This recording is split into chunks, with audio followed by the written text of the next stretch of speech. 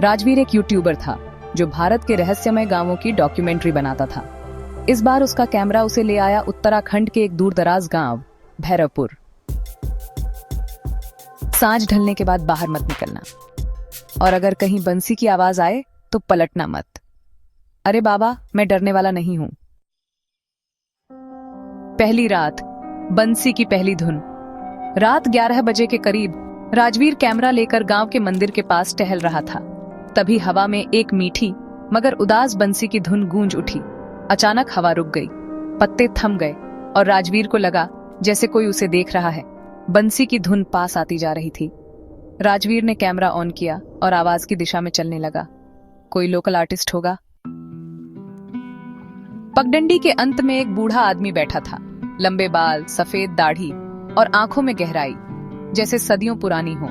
उसने बंसी बजाना बंद कर दिया। बाबा, आप कौन हैं?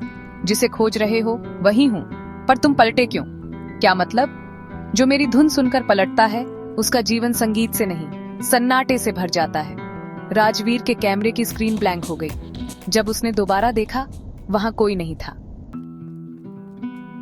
अगली सुबह गांव की सच्चाई। राजवीर ने गांव के सबसे बूढ़े आदमी पंडित नारायण से पूछा, ये बंसी वाले बाबा कौन है? पंडित नारायण 60 साल पहले एक फकीर आया था जो बंसी बजाता था। बहुत शांत स्वभाव था, मगर एक दिन गांव की एक लड़की उसके संगीत की दीवानी हो गई। उसने उससे शादी की जिद की।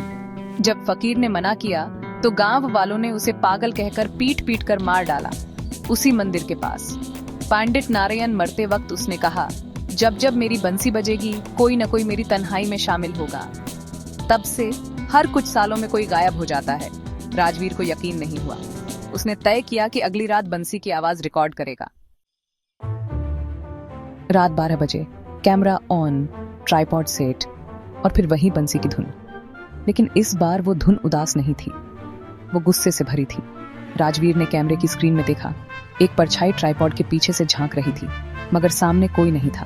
फिर अचानक बंसी की आवाज थम गई। राजवीर, उसने डरते हुए पलट कर देखा, वही बाबा। लेकिन इस बार उनकी आंखें काली थीं और बंसी उनके होठों से नहीं, उनके सीने से निकल रही थी, जैसे आत्मा रो रही हो। राजवीर ने कैमरा उठाया और भागने लगा, मगर पगडंडी अब सीधी नहीं थी। चारों ओर धुंध फैल गई थी। पेड़ टेढ़े हो गए जैसे रास्ता रोक रहे हों। उसने फिर बंसी की धुन सुनी। अब ये धीमी मौत का गीत था। अब तू भी वही देखेगा जो मैं हर रात देखता हूँ। राजवीर गिर पड़ा। उसका कैमरा जमीन पर गिरते ही अपने आप रिकॉर्डिंग करने लगा। सुबह गांव वालों को मंदिर के पास टूटा हुआ कैमरा मिला, मगर राजवीर का कोई निशान नहीं था। कैमरे की रिकॉर्डिंग में सिर्फ एक चीज थी, बंसी की धुन और एक परछाई जो धीरे धीरे लेंस के पास आती जा रही थी।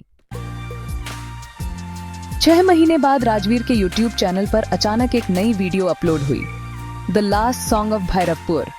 वीडियो में वही बंसी की आवाज और लास्ट फ्रेम में राजवीर की आंखें, जो अब काली थीं और होठों से बंसी बज रही थी।